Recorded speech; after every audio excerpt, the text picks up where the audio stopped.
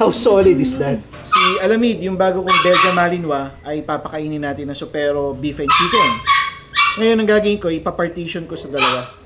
Papakainin ko siya dito sa table na gumagalaw. At mamaya makikita nyo kung saan ko pa siya papakainin. Pero bago yan, susubuan ko muna siya ng garlic. Para bata pa lang may depensa na. Lalagyan natin ng konting pagkain. Hindi pa siya sanay dito eh. Normally, yung ginagawa ko sa mga tuta, ganito. Sinasama ko sa pagkain, then pinapakain ko sa kamay ko. Okay? Puntahan natin. Ngayon, paano kumain yan? Nakain na niya yung garlic, di ba? Ang bilis, no? Wala pang 1 second yun ah. So as of now, si Alamid, yan ang katawan, payat. Dahil siguro galing sa biyahe, tingnan niya yung kulay. So ang kulay niya ay silver. Silver gray daw ang tawag dito. Wala naman akong pakialam sa kulay. Wala rin akong pakialam kung oversize siya or what. Ang gusto ko, yung buo ang loob. Isang test para malaman kung buo ang loob, ay pakainin mo sa table na gumagalaw. Lagay ko. Ayan, tingnan nyo. Tingnan nyo kung gaano ka, kahit igalaw-galaw ko to, wala siyang pakialam. Oh. Basta siya, kakain siya.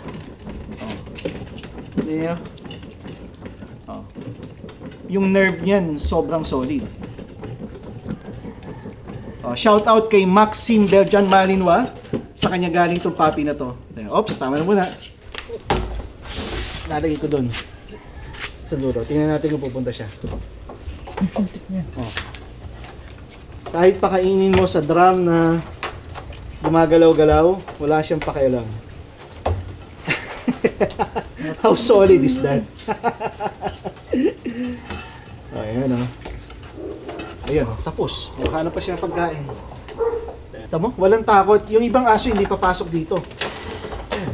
O. Kahit gumulong-gulong pa siya. O. Ka, Alamid. Good dog, Alamid. Teka, busog ka. Hindi ka pwede mag-galaw. Tiyanan, 600 grams ng Supero, ubos. May 1 minute ba yan long?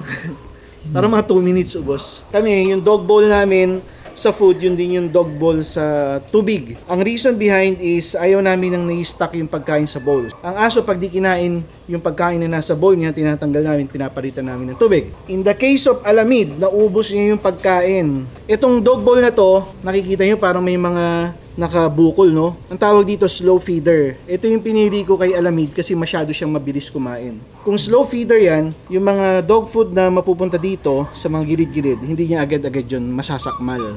Tubig na, wala na. Mamaya na ulit.